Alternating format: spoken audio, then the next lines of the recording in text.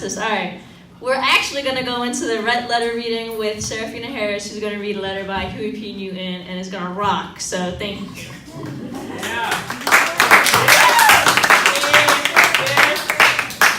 Anyway, just to give you guys some background on Huey P. Newton, I'm going to read a little introduction to him.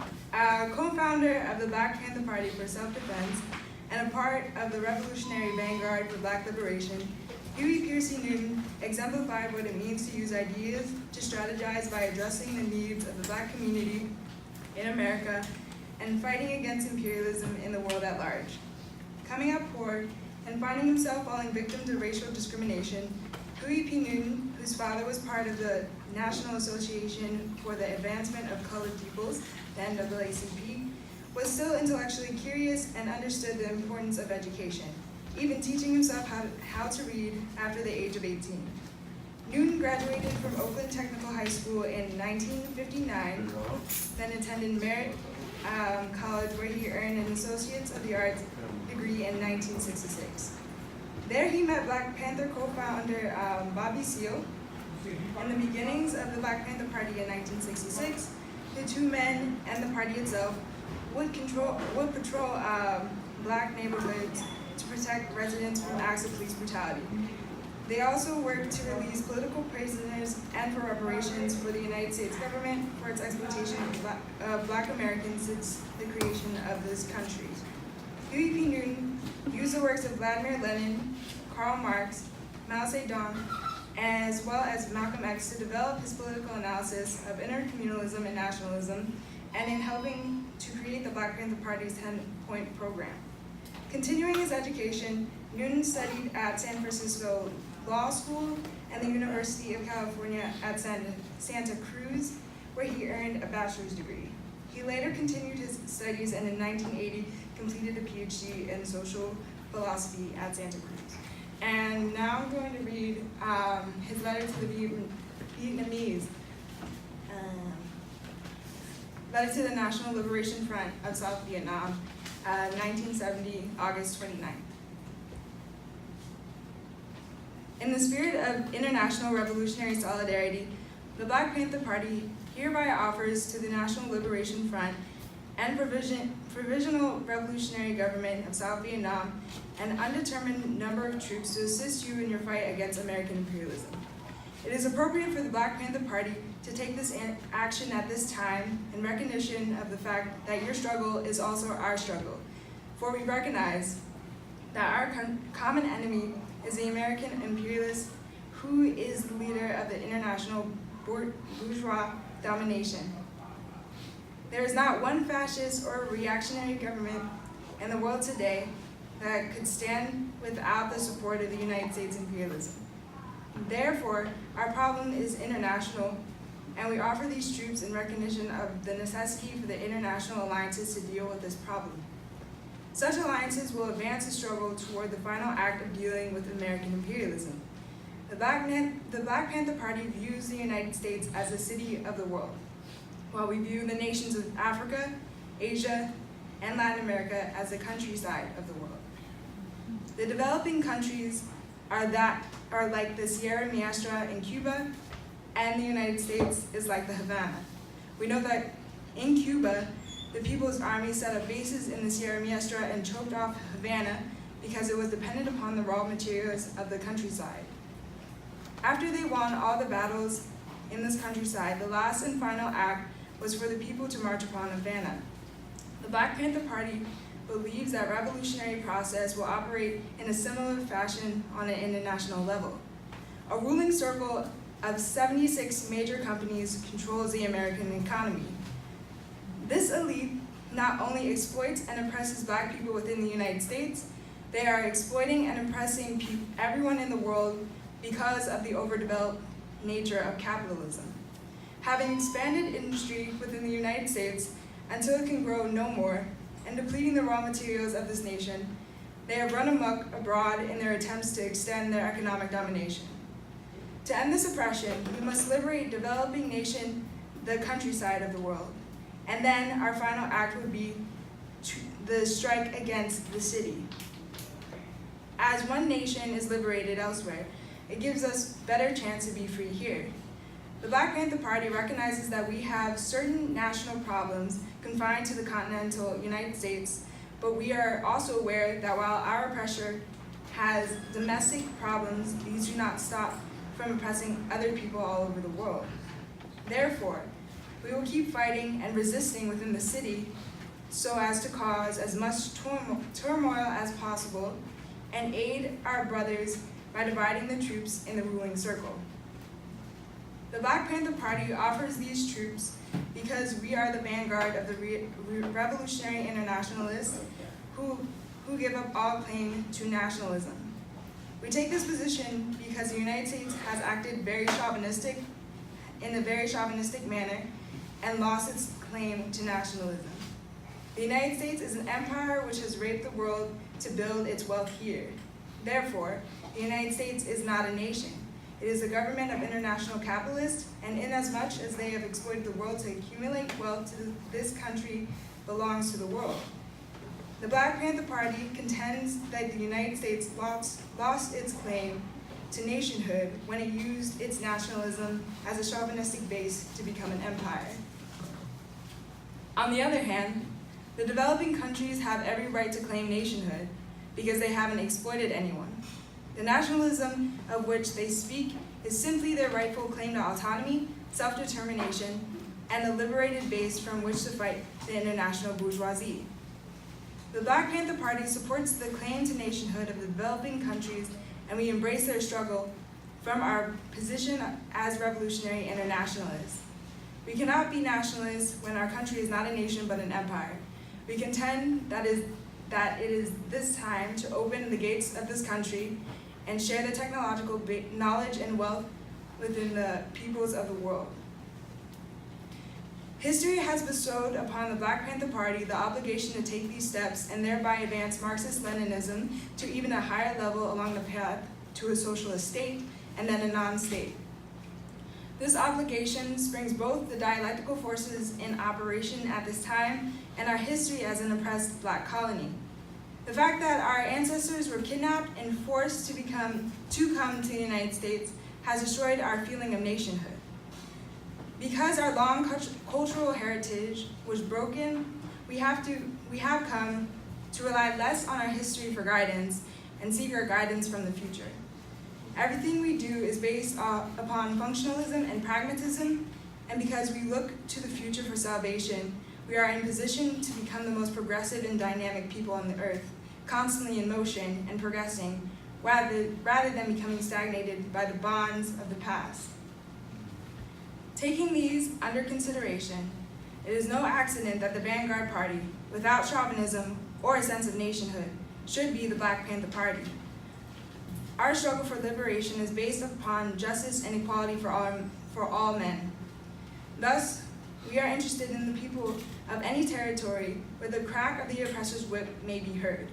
We have the historical obligation to take the concept of internationalism to its final conclusion, the destruction of statehood itself. This will lead us into the era where the withering away of the state will occur and men will extend their hand in friendship throughout the world. This is the worldview of the Black Panther Party and the spirit of revolutionary internationalism, solidarity, and friendship we offer to the troops of the National Liberation and Provisional Government of South Vietnam and to the people of the world.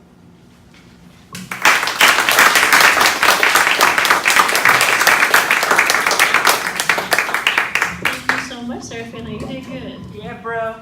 And now I want to welcome Samir for his letter reading. Thank you.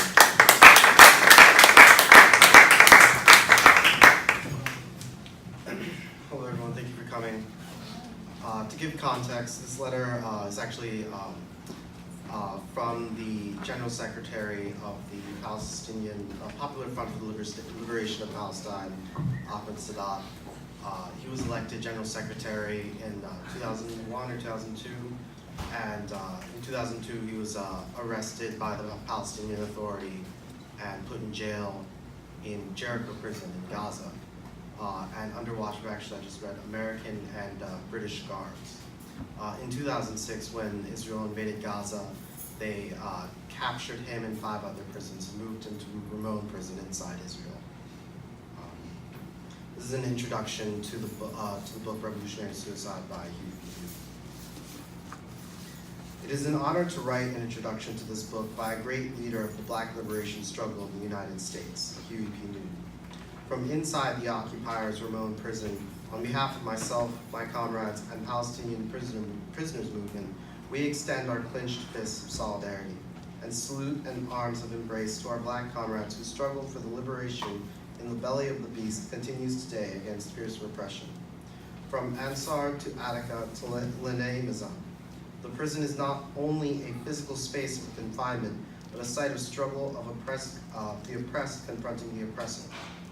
Whether the name is Mumia Abu Jamal, Walid Daqa, or Georges Abraham Abdullah, political prisoners behind bars can and must be a priority for our movements. These names illustrate the continuity of struggle against our collective enemy, their legacies of organizing that reach back to the anti-colonial liberation movements of the 1960s, 1970s, 1980s to today. Political prisoners are not simply individuals. They are leaders of struggle, organizing within prison walls that help break down and dismantle the bars, walls, and chains that act to divide us from our peoples and communities in struggle. They face repeated isolation, solitary confinement, cruel tortures of the occupier and jailer that seek to break the will of the prisoner and their deep connection to the people. So when we witness the escalation against our movement, as we see today in the Philippines, as we see the murderous and orchestrated attacks on our Palestinian resistance, as we see the criminalization of Black people and movements, it is clear that we are still facing the situation that Huey Newton identified and confronted. We are still seeking to defend our peoples from the relentless assaults of capitalism, Zionism, and imperialism and their police and military forces. We have not yet been able to realize our dreams and transform the prisons into museums of liberation. Revolutionaries across the world struggle and dream for this future in every movement of oppressed people. Indeed, when we speak of the prisoners' movement, we are, in essence, speaking of resistance. Prisons exist for a reason, for the needs and interests of those in power. And when there are prisons to lock people up, when there is occupation, colonialism, oppression, where there is occupation and colonization, there will be prisons and all laws and legal frameworks elected to legitimize exploitation, oppression, and injustice, and criminalize resistance and liberation. From the Fugitive Slave Acts of the 1800s to the terrorist lists that seek to criminalize and isolate the resistance movements of the peoples of the world, these are reflections of a war on the people. We salute Sister Assata Shakur, still struggling and free in Cuba, while facing renewed threats and terrorist labeling to justify hunting down this global symbol of freedom. This also illustrates clearly that the struggle, the cause, and the movement of the Black Panther Party and the Black liberation movement are not a closed file. It is an open file, an ongoing struggle, and a continuing movement for justice and liberation. As I write today, the revolutionary Palestinian left, the Popular Front for the Liberation of Palestine, is marking its 50th year of struggle. A time for both celebration and review of this legacy in order to sharpen and strengthen our march toward revolutionary victory. Similarly, we have just passed the 50th anniversary of the founding of the Black Panther Party, whose vision for revolutionary change continues to be just as relevant today. This is a legacy that is carried on both with ideas and with people themselves whose histories of struggles continue to animate and inspire their communities. You could pass by the first prisoner of the PFLP somewhere on the streets of Berlin, still organizing Palestinians. You could feel the legacy of the Black Panther Party and the continuing Black struggle on the streets of Chicago, Oakland, and Harlem. There are people who carry within them the legacies of struggle as a human treasure. The experiences of elders of our movement, especially those who have come through prison, stand alongside the ideas passed down through writing, books, and literature in carrying on from one generation to another. The trajectory and the path of struggle toward a future in which youth are coming forward to lead Black and Palestinian revolutionary struggles for liberation. Every political prisoner, whether they are currently in prison or not in prison, carries within them the dream and reality of liberation and what it can and must mean in practice. Today, when we look at Black liberation movement or indigenous and native struggle in the United States and Canada, we are talking about the same camp of the enemy that we confront in occupied Palestine. The bullets that assassinated Malcolm X or Fred Hampton could have been used to kill Ghassan Kanafani or Khalid Nazal or Mahmoud Hamshari. And today we see the same tear gas and bullets shipped around the world for the use against the people. We see the corporations like G4S profiting from the attacks on our movement and the mass imprisonment of our people, and US, European, and Israeli police forces exchanging training with one another to escalate racism, counterinsurgency in quotes, and repression on the streets of our cities, camps, and villages. In our circles here in prisons, we always hope and wish to communicate to movements elsewhere and political prisoners elsewhere, or everywhere. We want to share our experiences with one another to strengthen all of our movements for liberation, and the movement to free our prisoners. The political prisoners have first-hand experience of confrontation, and the experience of prison can be a transformative one for a political prisoner. It is not an individual experience, but a collective one. The heroism of the prisoner is not simply to be in prison, but to understand that they carry with them the leadership of a movement and a continuing struggle in a new location that continues to have international reverberations. Georgia's Ibrahim Abdallah today is struggling in Lenay prison, just as Mumia Abu Jamal is struggling in Manahoe. The heroism also does not come simply in that one has spent years in prison and now has been released, but in being a veteran of struggle who continues to carry the message of liberation for those who remain. The political prisoner is not weak and is not broken despite all of their best efforts. Responsibility of the political prisoners to safeguard the flame. This is not a role that we have sought out or worked for, but now that we are in a position, we must hold our position to set an example, not to our people who are rooted and steadfast, but to the enemy to show that imprisonment will not work to defeat us or our people. We carry a cause, not simply an individual search for freedom. Israel or France or the United States would free us, or Georges Abdallah, or Mumia Abu Jamal if we were willing to become tools of the system or betray our people. But instead, the prisons have generated striking examples of a culture of resistance, from art to literature to political ideas.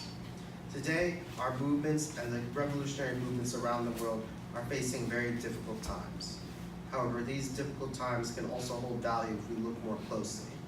We are paving the way for new generations of revolutionaries around the world who can still carry the demand for socialism, for people's democracy, for an alternative world.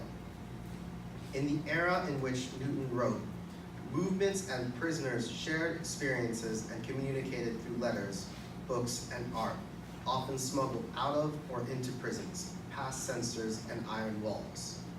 Today, with all the great revolutions in technology, political prisoners are struggling to have their words heard at all, denied access to even telephones to speak with our families and loved ones. Why do we consider and reprint the writings of Huey P. Newton today? Fundamentally, because his analysis and that of the Black Panther Party was right and continues to be right, valid, and essential.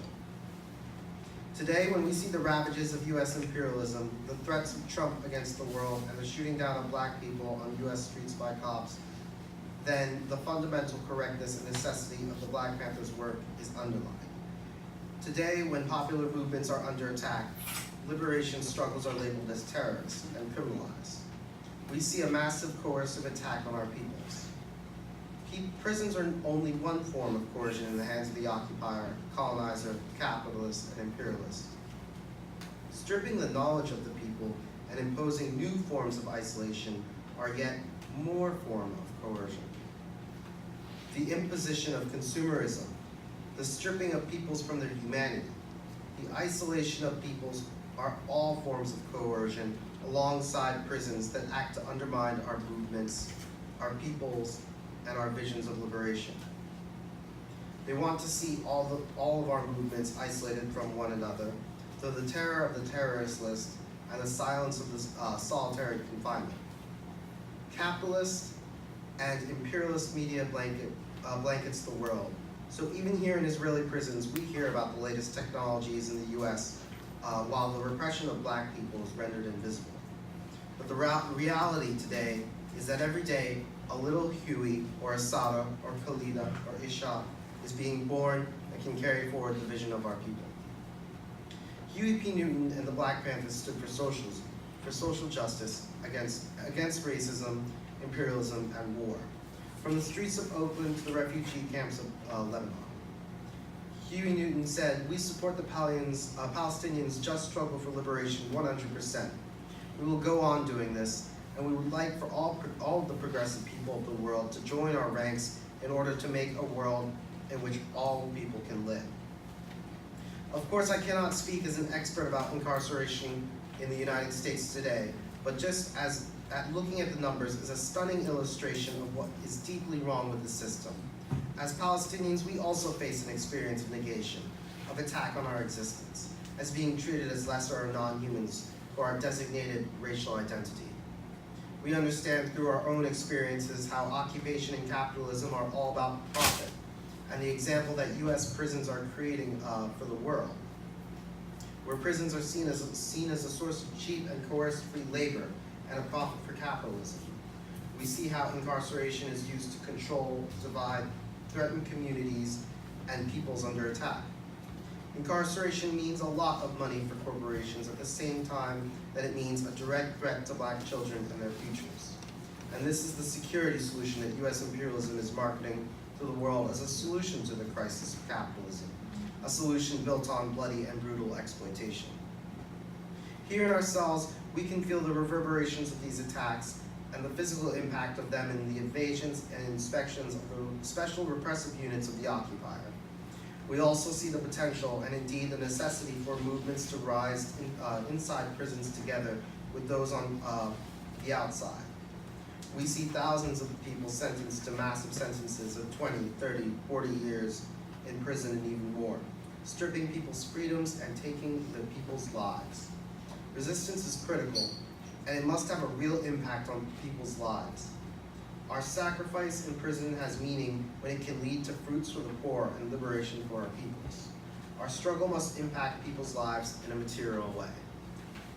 From Ireland to the United States, to France to Palestine, political prisoners continue to be leaders in movements fighting racism, imperialism, and colonialism. We also see that prisoners of the Palestinian movement facing political imprisonment around the world in the jails of the enemy. From the heroic Ahmad Abuawdeh, forced from the United States, to the 5 prisoners from Palestine called the Holy Land 5, held in extreme solitary confinement along with black strugglers for engaging in charity work for our people. To our dear comrade Georges Abdullah, who has suffered for 34 years in French prisons. The prisons and the political prisoners are also an example of the power and necessity of, quote, breaking the law, end quote. The law of the imperialist and the colonizer is used to steal the rights and resources of our people, and also to justify our imprisonment and repression and criminalization. Through the collective breaking, in quotes, of the law and its power to define justice and injustice, when people collectively confront and, in quotes, break the law, not merely as individuals, but as a collective power, it loses its claim to legitimacy. Breaking the law must become the norm, and not the exception. The law of capitalism, imperialism, and exploitation. Political prisoners are jailed because they fear our actions and they fear our ideas. Our power to mobilize our peoples in a revolutionary way against exploitation and colonization. They fear our communication and they fear the powers of our people. They fear that if we come together, that we will build an international front for the liberation of oppressed peoples. They know and deeply fear that we can truly build an alternative world. For them, this is the terror of defeat. But for us and for our peoples, this is the hope of freedom and the promise of victory. From Ahmad Sadat, Remote Prison, November 2017.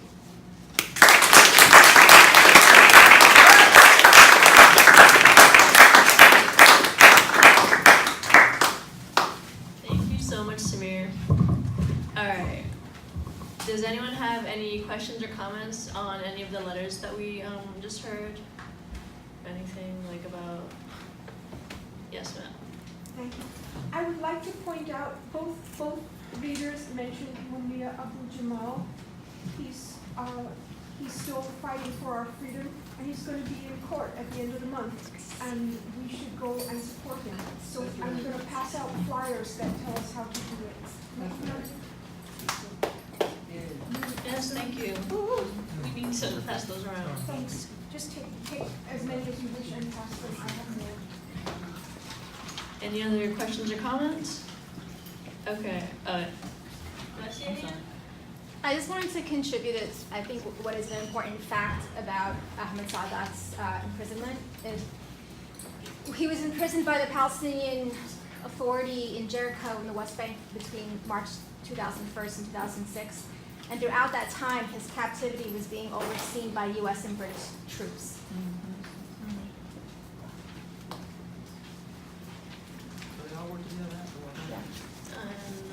Okay. I think we're going to go into our facilitated discussion, or? Yeah? What do you think?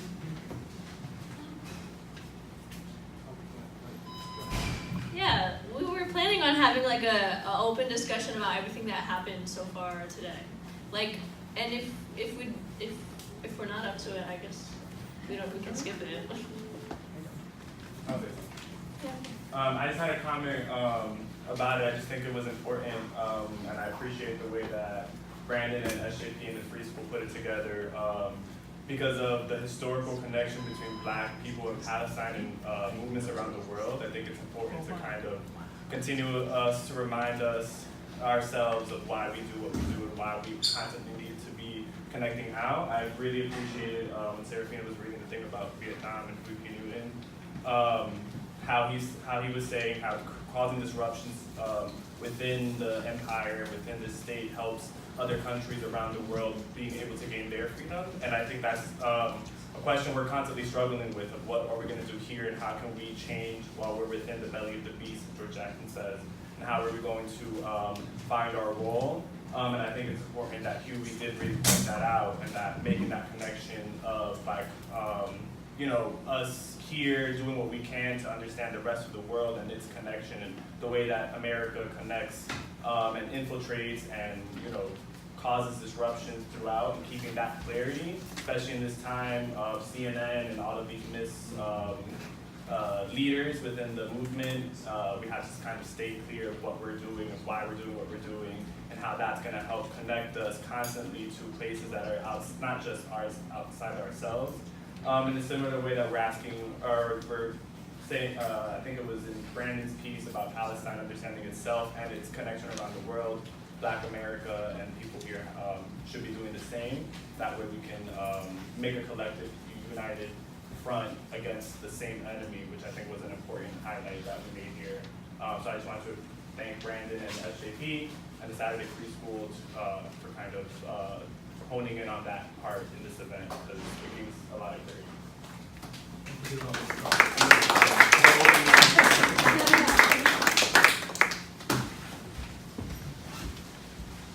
Yes, questions or something? Yeah.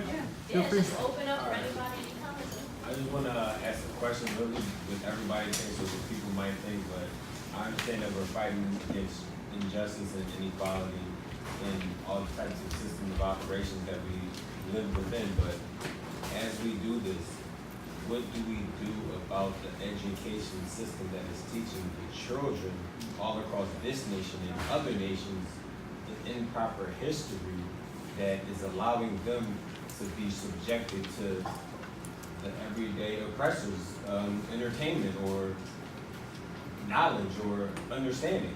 And what do we do to fight against that? That's what I want to know, what people think.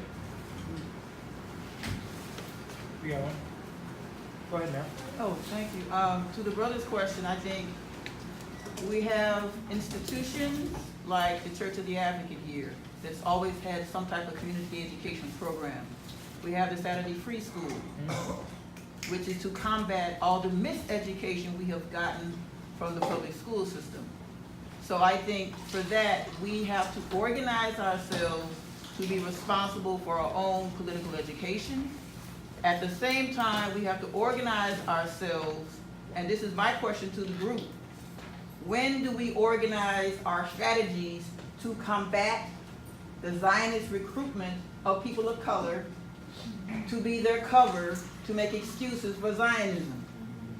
I was showing the brother here an article by Reverend Dumasani Washington. He's the National Diversity Coordinator for Christians United for Israel.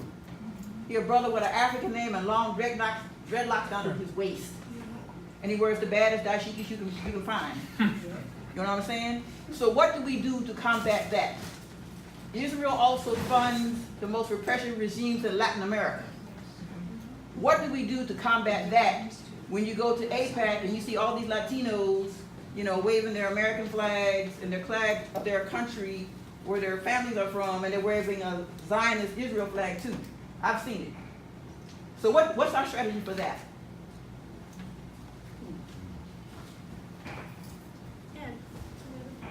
In regards to the education question, I think that it takes, I've always liked the saying, it takes a village to raise a child.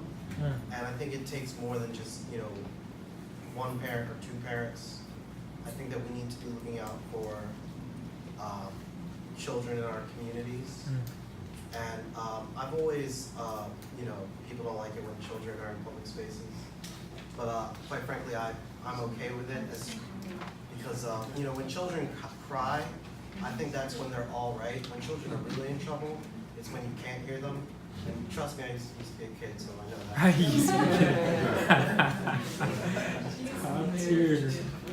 In regards to you know, the recruitment of Zionists and them spreading, you know, their ideology, Temple SJP has always had its like Facebook attacked and our reputation attacked for, you know, being called like terrorists.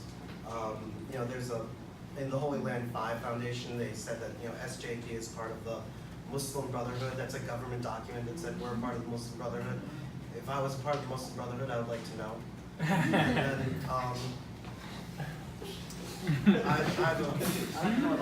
I have a friend who is Pakistani like me, and he was recruited for the MLI program, the Muslim Leadership Initiative. And I had to talk about it with him because I'm pro-BDS, and for those that don't know, MLI, you get a free trip to Israel and they recruit you. And he said, oh, well, I'm still you know, I'm still, you know, pro-Palestine. And I said, well, you know, you don't need to break that boycott to go to Israel. You know, you respect Palestinians' right to self-determination, right to call a boycott. And further in the conversation, he said, yeah, don't tell anybody about it because, like, if people find out, like, I'm part of this program, you know, they'll defriend me. Like, so it is a big controversy, but we need to bring it to the forefront and, you know, educate people about the MLI. I speak as a Muslim. Educate people about MLI and educate people about the Holy Land 5, who were really thrown in jail because they donated to charity, and because Hamas was organizing where the money would go, and that's why they were thrown in American jails.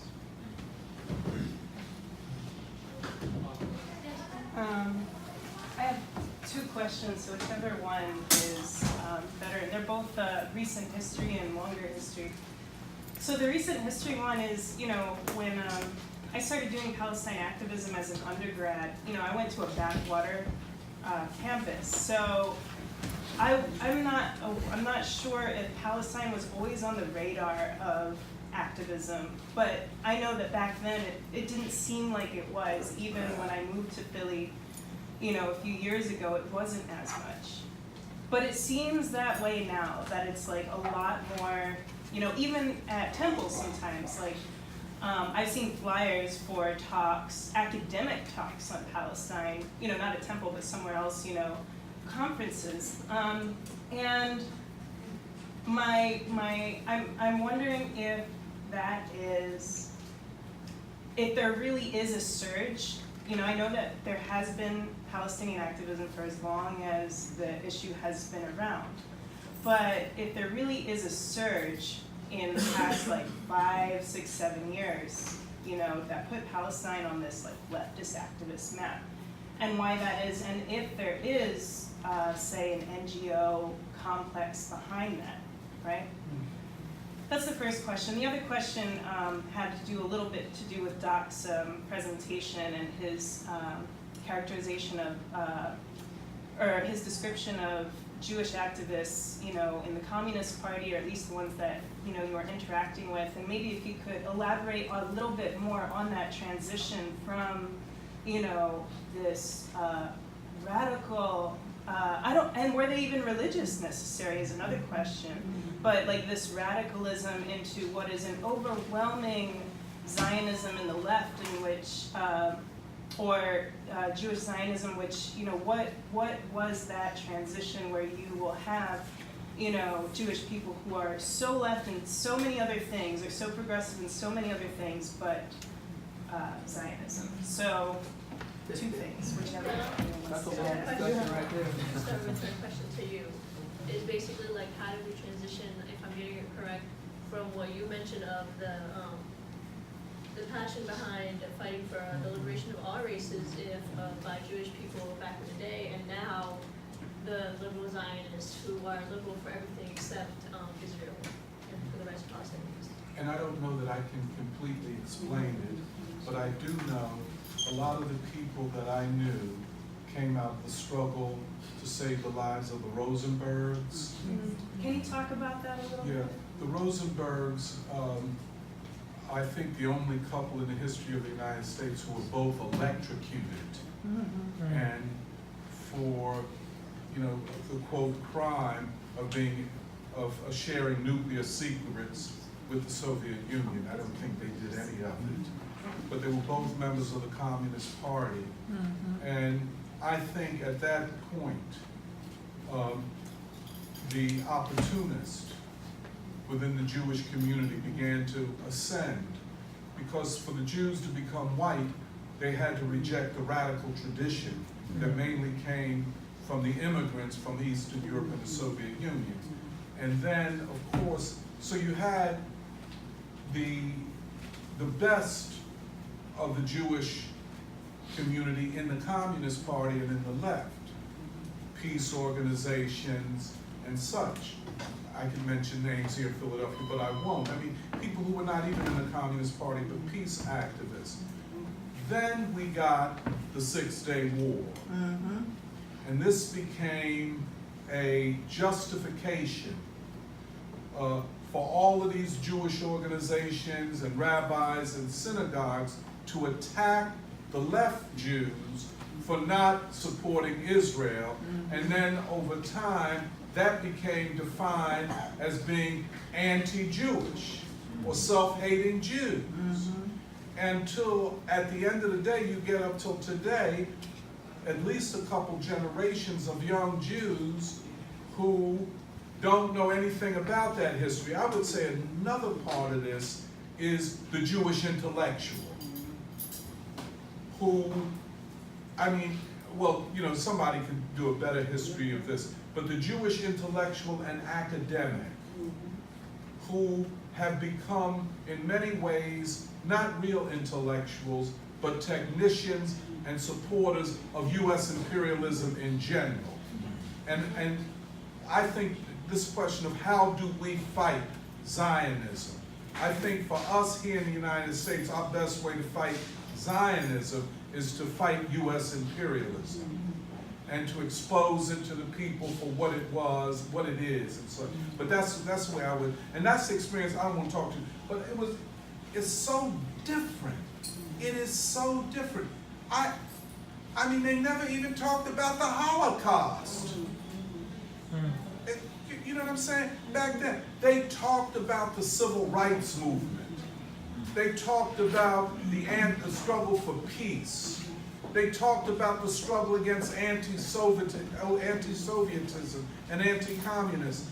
And I'm talking about prominent Jewish intellectuals and revolutionaries. So at that time, it was easy to say that the best white people were also Jews. I mean, it was easy to say that. But I don't think you could say that today. Nope. Because anti-racism is not the, let me sit down. Well, she had actually two questions. That's okay. What was the other question? Oh, it's just about the surge and like the trend in activism towards Palestine, I if don't that's think in my so. imagination or not. Okay, so sure. That's something I do. He had his hand there. Alright, where's He- where's gonna go to? I'm not sure what to say. I'm Jewish. I consider myself, I guess, a neo-Zionist. There's not a lot of people in this room that would be happy about that. I consider myself somebody who spent most of the last 20 years trying to understand what's actually going on over there. My first trip to Israel was in 2001 with a citizens diplomacy delegation. We stayed overnight in a Palestinian home in Hebron. We were in Bethlehem. The fourth time I went, I brought an interfaith group of Muslim, Christian, and Jewish clergy and lay leaders from a place called Philadelphia to the West Bank, as well as to Israel proper. We were in Hebron, we were in Bethlehem, we were in Ramallah, we were all over the place. We listened to lots of people on all sides. That's not enough. That just gets you a little bit of information. You have to use the information. But I don't agree with you because I have friends that I grew up with who are doing the same thing that you're talking about. I have friends that I know now that are doing the same thing that you're talking about. I have friends right now that are fighting with their friends about what to do with the occupation when it's so horrible every friggin' day and people are being locked up and their homes are being taken away. I raised money to rebuild a home. And I had people committed to rebuilding a home. And we did that for Jeff Halper and his rebuilding in Israel, in the West Bank. My friend Donna Baranski Walker runs the Rebuilding Alliance. She just put 70,000 solar lights into Gaza. You know, there's people doing things. Now, she's not Jewish. She doesn't need to be Jewish. Jews aren't any better than anybody else or any worse. But I mean, It's people. But you understand what he was asking me about my experience with left-wing Jews. But there's lots of left-wing Jews right now that are fighting. Yeah, but I think there's a difference. Exactly. I think something happened between that generation that I was kind of mentored by, and I'm just telling you what I experienced among them. But I do think, and this is something for historical investigation, that something happened to the Jewish community, which was always to the left, up until the Rosenbergs. And then there was a deep political split. And ultimately, this idea that to be Jewish is to be Zionist is something that occurred, and it was after the Rosenbergs and then going forward. This is not an attack upon Jews. And in fact, let me just say this. Go ahead. In fact, even though I'm not a supporter of Zionism, I would support a Zionist who says that Israel should withdraw to the borders of 1967. Fine with me. You see what I'm saying? Yeah. So, but I was just asked a specific question, and the Jewish community of the 1930s and 40s up to the 1970s almost is a different Jewish community politically.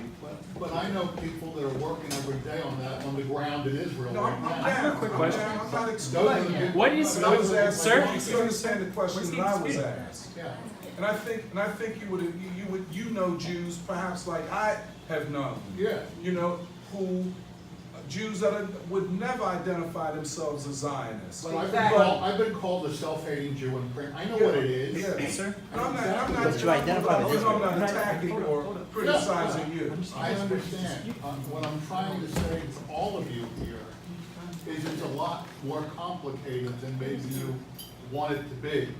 And you need to kind of work through that every single day to get to something better. Because every single Palestinian deserves something better. every single day, and the sooner the better. But the way Jewish No, brothers I and think sisters we have worked should through say it. first Hold on, raise- let somebody else raise go. their Okay. hand. So the We'll first go person- come around. So we'll the go first this person to here, raise their hand. here, and then here. Is that some? The first person to raise their hand was you, so if you have something to say. She actually. Oh, she had. Oh yeah, she had She it. had Then, it. yeah. Well then, this ma'am right here, you can address it, and then maybe one Well, I'm person. gonna go back and address what she was. Oh, what she that'd had be brought. great. Yeah, okay. So, yeah, I mean, I've been like involved in a lot of mass-based organizing in the Arab community in the U.S., like in New York and Chicago for, close to 20 years. I'm older. And you know, the thing is that like, so your question about like, has Palestine always been like part of the issues of the social movements? And I think it's important to note that the first call for BDS in this country was in 1971 by Arab auto workers in Detroit. Thank you. And it was wrapped in demand to fight the US empire and to fight racism in the auto factories. But there was a lot going on in Detroit in the 60s and the 70s to help kind of build a fire underneath that. And that was also sort of the beginning of specific US government programs to spy on the Arab and Palestinian community and their allies. And it also sort of the beginning of cases of repression that really were a testing ground for laws that would then be used against other immigrants and other political activists. So there is a long history of this. And our struggle is multi-generational, and we have a particular narrative of how Palestine has emerged in US social movements. And our narrative, maybe it's incomplete, is that we're not allowed to say the word Palestine, not just in school, but in most political spaces when we were young, right? And the narrative also is that much of the US left, including especially the labor movement, was supportive of the Zionist project, and the labor movement itself was act as an institution to lobby for support of Israel within the US. But then the more we learned about it, we realized that change also came at a time of anti-communism in both of these social movements. And there was a correlation between the attack against sort of communism or left politics and moving more towards supporting Zionism. And I mean, it's worth sort of studying that. I remember, I hear the story of the big protests in 1982 against nuclear proliferation that happened in DC, which involved the US left. And our elders were physically removed from the stage because they dared to bring up the Israeli invasion of Lebanon. And I recall in 2003 being also removed from a stage because at an anti-Iraq protest, I dared to bring up Palestine. But it has changed, right? And I think it's because of the work of grassroots organizations, and social media, right? Which is sort of putting a lot of this out there. But then your question about the nonprofit industrial complex is an important one, because the grassroots organizations and collectives that really were able to change the narrative and build, not among us as this false phrase of people of color, but as colonized communities, those collectives were defunded. Those collectives were shut down. They were too radical for the movement in so many different cities. And so what emerged was this nonprofit complex that, like, I'm not judging, right? Because you have a lot of institutions that are doing really, really good work, right? But you have BDS that's no longer connected to anti-imperialism, and you have, and you have people of color delegations going to Palestine, where 15 years ago today, we sent from New York a Black, Arab, and Puerto Rican delegation to Palestine. And we were very focused on political prisoners and anti-imperialism. Similar delegations that go today don't necessarily have that analysis, but that's not just about the industrial complex. That's also a change in the movement, but it's just something. I think it's something interesting to sort of think about and kind of address. Yeah, when I was gonna I'm not super so to her thought on the resurgence or resurgence pro-Palestine movement. I'm new to the movement as of the past 2 or 3 years, but I mean, could it be the Arab Spring maybe contributed to that, possibly? Before that, Those things come in waves. These Yeah. movements are coming in waves. They'll go strong, and then predictably, it will stop at some point, or it will weaken at some point, and then it'll happen again. At least that's my thinking. Because Arab Spring was a movement too. Yeah, it's on. Yo, you had. Yeah. Oh, sorry, man. So, I wanted to add to what Tony was saying, because we are of the same era. And we were in, Tony was a communist, I worked in the peace movement. We did anti-apartheid work, and we also actually exposed the relationship between Israel and South Africa. Yes. And that brought us into a relationship with the Palestinian community in Philadelphia. Two members that work with, two Palestinian members that work with that community, George and Ahmad, were here at this event today. So I want to say that, first of all, I went to, in the 80s, went to Israel and West Bank and Gaza.